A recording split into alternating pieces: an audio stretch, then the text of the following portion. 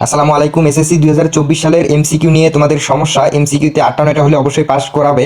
দেখো এখানে একজন কমেন্ট করেছে, শুনলাম যে এমসিকিউতে নাকি গ্রেস মার্ক দেয় না, কারণ এমসিকিউতে গ্রেস মার্ক দেওয়ার কোনো সুযোগ থাকে না। যখন সিকিউ আর এমসিকিউ একসাথে করা হয় তখন যে স্যার যোগ করে সে দয়া করে যদি 1 2 নাম্বার দেয়।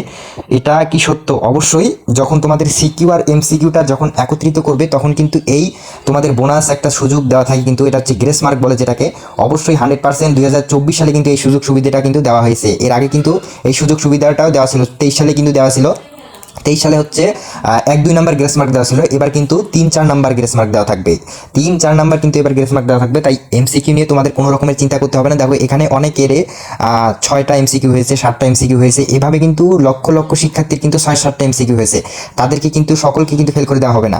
তাদের যাদের হচ্ছে 6টা থেকে 7টা 8টা 9টা এভাবে এমসিকিউ হয়েছে তারা অবশ্যই পাস করবে, কিন্তু যাদের 6টা এমসিকিউ হয়েছে তারা বোর্ড চ্যালেঞ্জ করার পরে তাদের রেজাল্ট আসবে, প্রথমবার ফেল চলে আসবে।